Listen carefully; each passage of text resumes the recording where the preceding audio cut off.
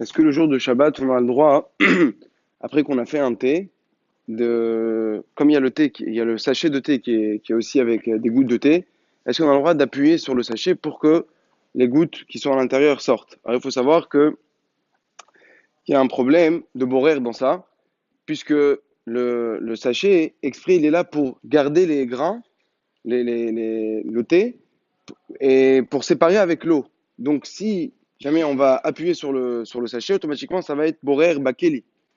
Et plus que ça, même de le laisser en haut comme ça pour le laisser goûter sur le thé, même sans rien faire, ça aussi c'est la source. Ce qu'il faudrait faire, c'est juste après avoir fait le thé, jeter le sachet sans laisser pour que les gouttes retombent.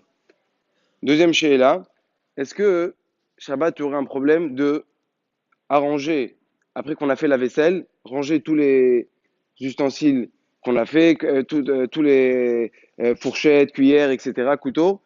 La même chose pour des livres, après qu'on a fait la tfila. Est-ce qu'on a le shamash, il a le droit d'arranger chaque livre à sa place où il y aura un problème de borer?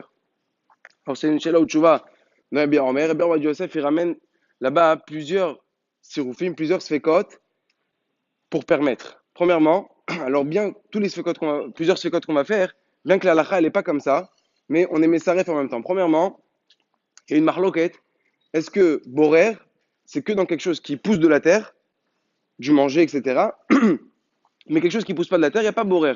Donc automatiquement, les fourchettes, les kélim, etc., il n'y aura pas borer. Ça, c'est premier safek. Alors, bien qu'on a dit la lacha, elle n'est pas comme ça, mais on émet sa ref. Deuxièmement, quand quelque chose, on peut la reconnaître facilement. Il n'y a pas le dîne de borer. Si on arrive à reconnaître facilement, c'est quoi borer? Borer, c'est un mélange. Mais là, dès qu'on regarde, on sait définir chaque chose, c'est quoi. Alors, dans le cas des sfarim ou bien des fourchettes, etc., il y en a qui veulent considérer ça, que ça s'appelle déjà reconnu. Bien que la n'est pas comme ça, on émet sa ref. Troisièmement, quand je vais borer, quand je vais les séparer, je vais ranger chacun à sa place, j'ai pas envie d'un plus que l'autre. Les deux, pour moi, ils sont au même niveau. C'est juste que je veux que la fourchette, elle soit là et que la cuillère, elle soit là. J'ai pas un ignan de prendre la fourchette plus que la cuillère. Ou la même chose dans les livres, j'ai pas un ignan de ranger plus ce livre-là que ce livre-là. Je veux ranger tous les livres. Donc, en rajoutant à ça que ce sera pour après, quand j'ai fini mon repas, ce sera pour le repas d'après, alors en associant tous ces sphécotes-là, on aura le droit de ranger. Maintenant, celui qui va être le débat des couleurs alma, c'est Tov Adavar. Dans Hazan Ovadja, c'est marqué que c'est bien que on range pas tout d'un coup. C'est-à-dire, on prend une par une. En même temps, on les suit. Donc, quand je l'ai pris, c'était pour moi comme un orel, que j'ai eu besoin de l'essuyer. Et après, je la pose. Comme j'ai fait un chimouche immédiatement avec ça, ça c'est Yotze à les bas des couleurs alma. Un autre point, toujours en rapport avec quand je vais séparer deux choses, mais je ne veux pas une plus que l'autre. Imaginons si après que j'ai rangé la table, Shabbat, je vois à la fin du repas, il y a de la psolette, des écorces, etc. qui restent, et avec ça aussi, il y a des morceaux de pain.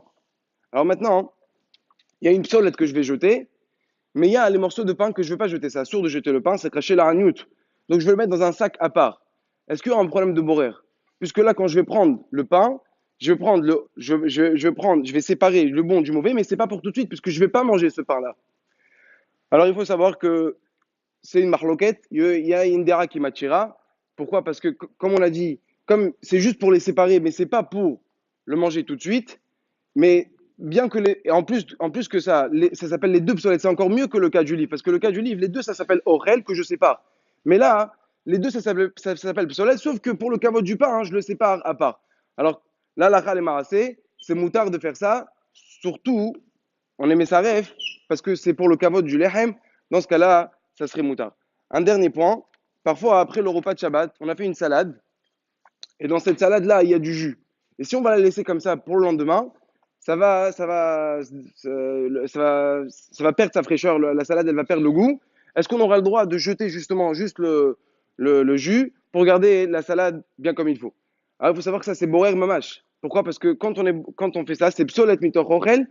Et en plus, c'est pas pour tout de suite, c'est que pour le lendemain. Ce qu'on pourrait faire, dans ce cas-là, même de prendre la salade et de laisser le jus, même ça, c'est un problème parce qu'il n'y a pas de solution. Parce que même de prendre le orel, de prendre la salade et de laisser le jus, ça aussi, c'est sourd parce que c'est pas les altars.